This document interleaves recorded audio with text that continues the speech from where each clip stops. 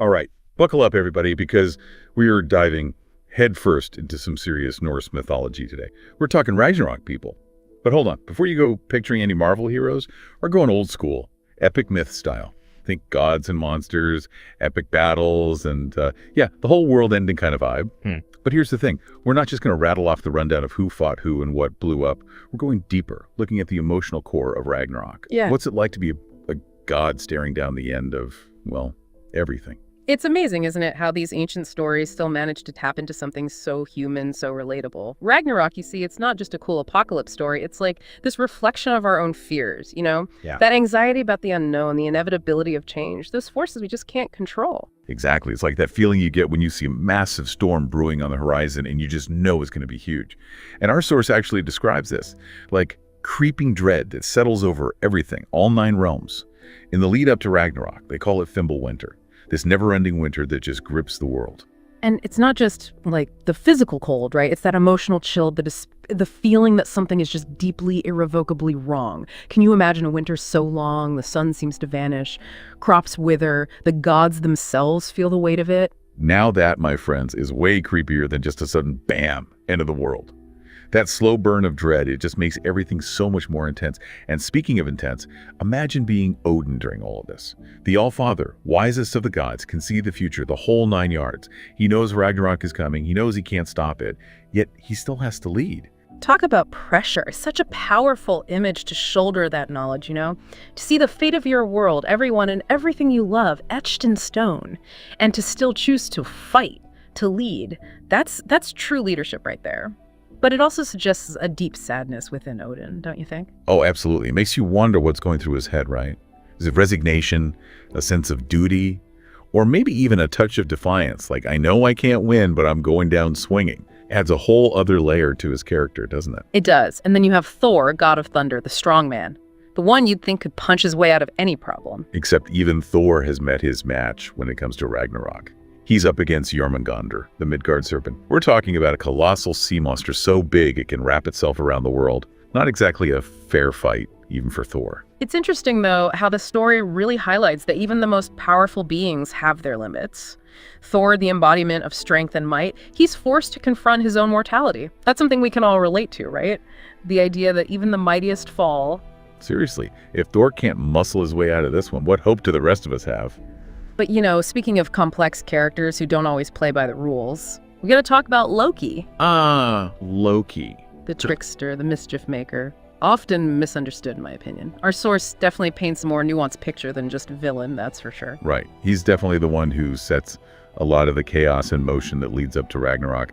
But I've always seen him more as an agent of chaos, you know? Not necessarily evil, just playing a different game than everyone else.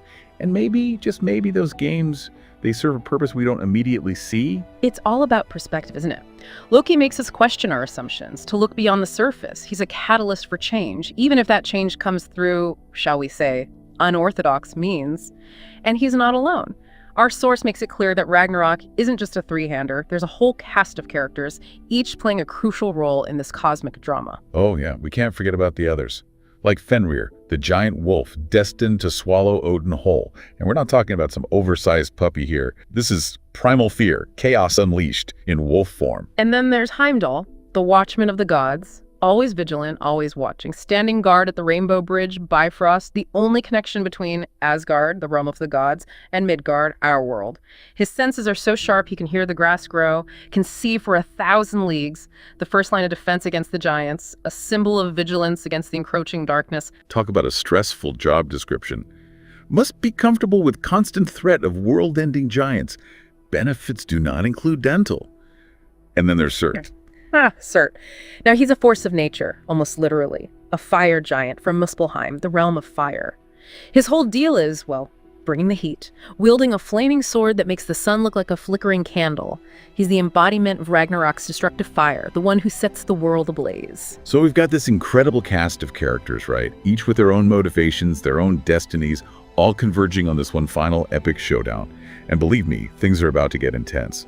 But we're going to punt the brakes for now and come back to explore exactly how each of these characters faces their fate. We'll be back in a flash with more Ragnarok. All right, so you've met the players, set the stage for Ragnarok, and now it's time to watch the world burn, right? Well, burn is definitely the right word. Last time we were talking about Fimbulwinter, that creeping dread, but now things get cranked up to 11. We're talking full-blown, end-of-days, epic battle royale. It's incredible, really, how vividly our source describes the battle itself. This isn't just armies clashing, it's like a collision of cosmic forces.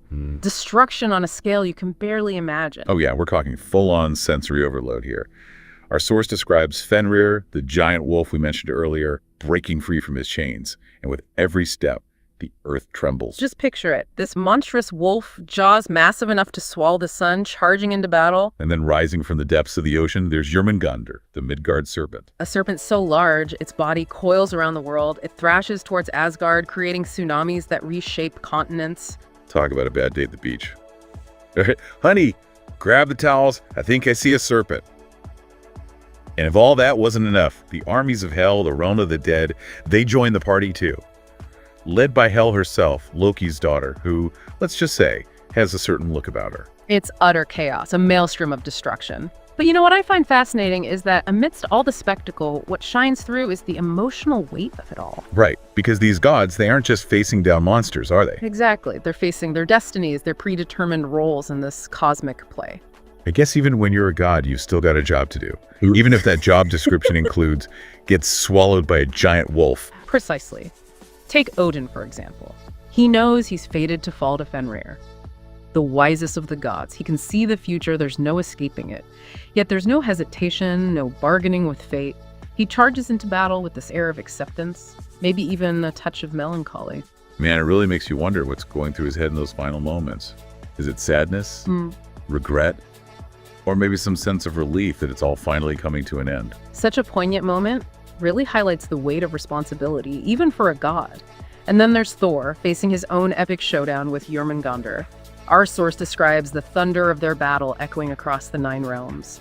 Each blow from his hammer, Mjolnir, shaking the very foundations of existence. You can almost feel it just imagining it, right? Yeah. This earth-shattering duel, the fate of everything hanging in the balance. But even as Thor fights with all his might, you get the sense that he understands, that he accepts the inevitable. It's kind of like, no matter how hard you try, some things are just bigger than all of us. That's what makes Ragnarok so compelling, I think. It's not about winning or losing, it's about facing the inevitable with courage, with dignity, even when the odds are stacked against you. That's a tough lesson, but I guess someone's got to learn it. And you know, it's interesting, this idea of cyclical destruction and renewal, it's not unique to Norse mythology. Many cultures have similar stories. The phoenix rising from the ashes, the Hindu cycle of creation and destruction with Brahma, Vishnu, and Shiva. It speaks to this universal understanding, I think, that endings are often beginnings in disguise. Like the changing seasons, right? Or even just a single day, there's a rhythm to it all. But speaking of cycles, even in the midst of all this chaos, all this destruction, our source hints at something else. A glimmer of hope, a promise of renewal. And that, my friends, is what we'll explore as we dive into the aftermath of Ragnarok. So we've seen the world burn, witnessed the twilight of the gods. You'd think that's got to be the end of the story, right? Game over. Well, as we've been exploring Ragnarok, it's not really an ending, more of a transformation. The cosmic reset button, you could say. But it's not like wiping a hard drive clean, is it? Not at all. What's so fascinating is that even after all that devastation, this ancient myth, it offers us a message of hope, of resilience.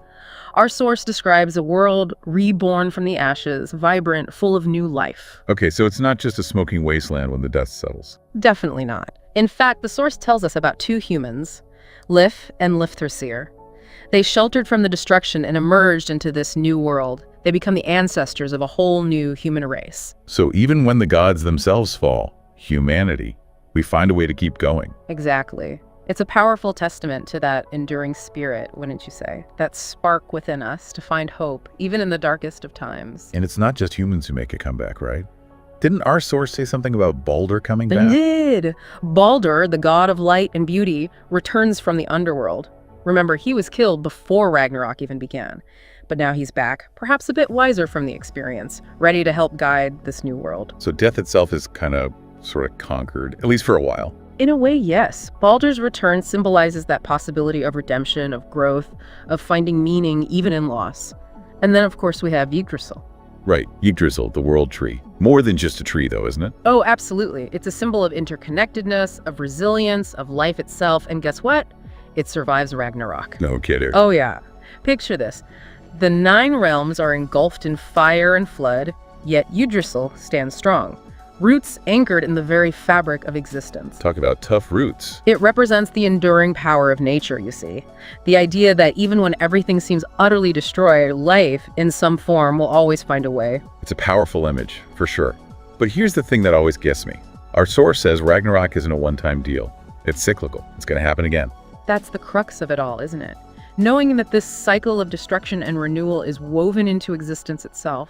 A stark reminder that nothing lasts forever, that change is the only constant. Makes you think, how are we supposed to live with that knowledge? Does it make the good times even better, knowing they won't last? Or does it make it harder to enjoy anything, knowing it's all going to end eventually? That's a question for the ages, wouldn't you say? But Yeah. maybe, just maybe, the myths themselves offer us an answer. The gods, they don't resign themselves to despair, knowing Ragnarok is coming. They live, they love, they fight for what they believe in, even with that knowledge hanging over them. So maybe the real lesson of Ragnarok isn't to be scared of the end.